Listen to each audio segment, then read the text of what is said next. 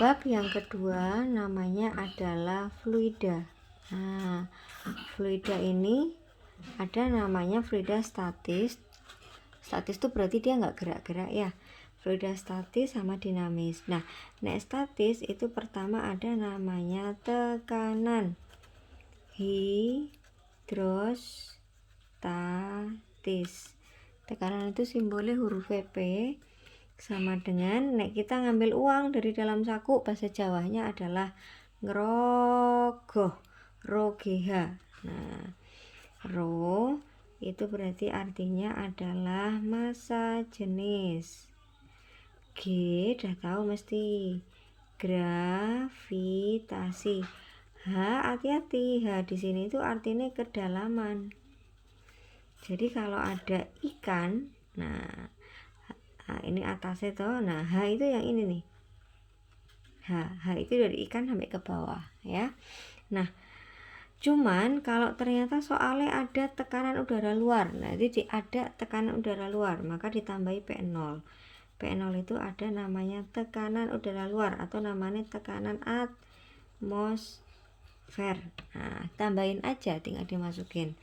Itu kalau tekanan hidrostatis. Nah, pada fluida statis itu banyak banget. Pertama ada tekanan hidrostatis, yang kedua ada namanya kapilaritas.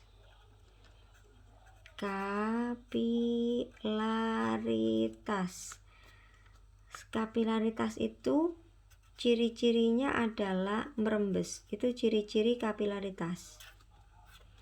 Contohnya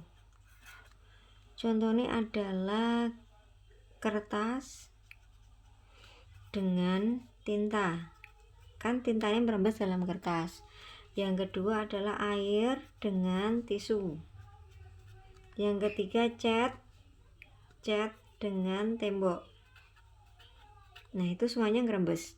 Nah, kapilaritas ini simbolnya huruf H. H sama dengan 2 gamma cos theta dibagi rho GR. 2 gamma cos theta dibagi rho GR. Rho ini massa jenis sama gravitasi, G, R-nya adalah rektanguler atau jari-jari. R itu artinya jari-jari. Gamma itu artinya adalah tegangan. Cek ketok ora? Ora ketok rek. Dihapus, ganti. R di sini artinya adalah jari-jari. Gamma itu tegangan permukaan. Nah, apa tegangan permukaan? Oke, masuk sini. Tegangan permukaan simbolnya gamma. Nah, gamma itu sama dengan gaya dibagi 2 kali panjang. Nah, ciri-cirinya apa tegangan permukaan? Tegangan permukaan itu ciri-cirinya ngambang. Everything yang ngambang-ngambang itu berarti dia punya tegangan permukaan. Nah, contohnya adalah serangga. Serangga kalau ada di air. Terus kertas di atas air. Pokoknya nek semuanya masih bisa nggak tenggelam itu berarti ngambang, berarti namanya tegangan permukaan. Nah, fluida statis itu 1, 2, 3 ada lagi, berarti tak tambahin. Nah, ini namanya adalah hukum Archimedes. Jadi ada melayang, terapung, sama tenggelam. Hukum Archimedes. Tapi yang terkenal dari hukum Archimedes itu, soal yang paling sering keluar itu hanya tentang terapung. Jadi kalau ada yang terapung, berarti cara penyelesaiannya, cara menyelesaikan soal tentang benda terapung, gitu ya, tentang benda terapung. Massa jenis benda sama dengan berapapun bagian yang tercelup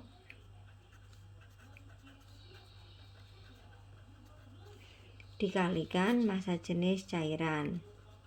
Wes kan nek di ini kan rho GV gitulah ya, nggak usah pakai itu. Pokoknya nek terapung cara menyelesaikan soalnya pakainya ini aja. Nah, terus yang kedua adalah ada konteks namanya gaya ke atas. Nah, gaya ke atas. Gaya ke atas itu simbolnya Fa, Force of Archimedes. Itu ada dua kemungkinan menyelesaikan soal.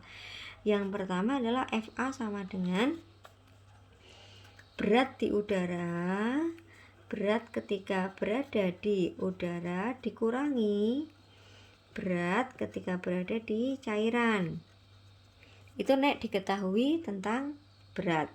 Jadi bisa Fa sama dengan weight di udara dikurangi weight pada fluida, ya, fluida itu cairan. Ini yang pertama. Yang kedua, force of Archimedes boleh juga rho cairan dikalikan gravitasi dikalikan volume benda. Hati-hati, ini hanya volume benda yang tercelup. Kalau nggak tercelup nggak usah dihitung. Jadi harus yang tercelup. Ya. Kenapa kok harus pakai yang tercelup? Karena Archimedes dulu menemukannya adalah gara-gara dia menceburkan badannya ke dalam bak mandi. Akhirnya ada air yang tumpah dan dia baru menemukan hukum Archimedes. Itu hukum Archimedes, jadi dua yang sering keluar. Nah, yang satu tentang terapung, yang satu tentang berat benda ya. Ini fluida statis. Nah, terus tak sambung fluida dinamis.